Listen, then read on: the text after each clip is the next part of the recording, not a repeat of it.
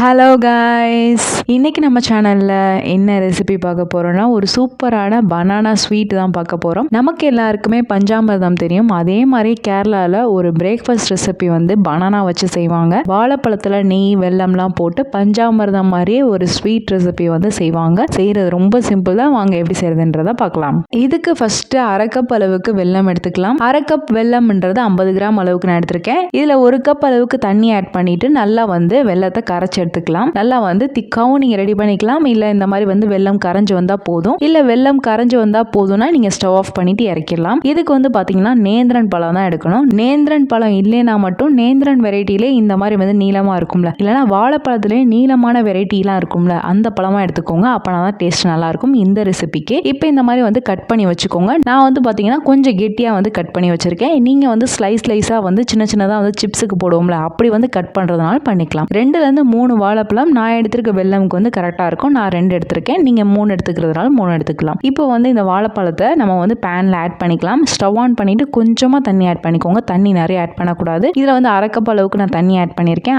அரை கப்புன்றது 100 ml கம்மியாக தான் இருக்கும். அந்த அளவுக்கு தான் ஆட் பண்ணியிருக்கேன். ஆட் பண்ணிவிட்டு ஒரு 2 நிமிஷம் நல்லா மூடி போட்டு எடுத்துட்டிங்கன்னா பனானா வந்து கொஞ்சம் சாஃப்ட் ஆகிடும். இப்போ வந்து நம்ம கரைச்சி வச்சிருக்க வெல்லத்தை வந்து வடிகட்டிட்டு ஆட் பண்ணிக்கலாம். ஆட் பண்ணிவிட்டு மூடி போட்டுருங்க. இது நல்லா வெந்து வரட்டும். இப்போ வந்து ஒரு மிக்ஸி ஜார்லையோ பிளெண்டர்லையோ ஒரு துண்டு கொஞ்சமாக வந்து சுக்கு ஆட் பண்ணிக்கோங்க. 2ல இருந்து 3 ஏலக்காய், அரை டீஸ்பூன் சீரகம் ஆட் பண்ணிட்டு இது 3ஐயும் நல்லா அரைச்சி எடுத்து வச்சுக்கோங்க. இப்போ அரைச்சி எடுத்துட்டு வந்துட்டு நம்ம வாழைப்பழத்தில் ஆட் பண்ணிக்கலாம். இது பாருங்க இப்போ நல்லா கொதிச்சு வந்துட்டு இருக்கு. இப்போ டேஸ்ட்டுக்கு ஒரு சிட்டிகை உப்பு ஆட் பண்ணிக்கலாம். உப்பு ஆட் பண்ணிட்டு நல்லா மிக்ஸ் பண்ணிக்கோங்க. மிக்ஸ் பண்ணிட்டு மூடி போட்டுருங்க. நல்லா கொதிச்சு கெட்டியாக வரட்டும். இப்போ ஓரளவுக்கு நல்லா திக்காய் வந்துருச்சு. இப்போ திக்கான தேங்காய் பால் 1.5 கப் அளவுக்கு நான் ஆட் பண்ணியிருக்கேன். 1.5 கப்ன்றது 300 ml ஆட் பண்ணியிருக்கேன். உங்களுக்கு திக்கான தேங்காய் பால் ஊற்ற வேண்டாம்னு நினச்சிங்கன்னா நீங்கள் துருவின தேங்காய் வந்து 1.5 கப் அளவுக்கு ஆட் பண்ணிட்டு நல்லா மிக்ஸ் பண்ணிக்கோங்க. இப்போ இதோடய சேர்த்து 1ல இருந்து 2 டேபிள் ஸ்பூன் அளவுக்கு நெய் ஆட் பண்ணிட்டு மிக்ஸ் பண்ணிக்கோங்க. நல்லா வந்து கெட்டியாகி வந்துடும். இப்போ எல்லாத்தையுமே சேர்த்துட்டு நல்லா மூடி போட்டுருங்க. நல்லா கொதிச்சு திக்காகி வரணும். நல்லா இந்த மாதிரி திக்காக வந்த பின்னாடி நீங்கள் ஸ்டவ் ஆஃப் பண்ணிட்டு இறக்கிடலாம். அவ்வளோதான், சூப்பராக ரெடி ஆயிடுச்சு. இதை வந்து சர்வ் பண்ணும் போது அப்பளம் வச்சு சர்வ் பண்ணுங்க. அப்பளத்தை நல்லா உடச்சி போட்டு சாப்பிடும் போது நல்லா டேஸ்ட்டாக இருக்கும். இது நீங்கள் நேந்திரன் பழத்தில் தான் செய்யணும். அப்போனா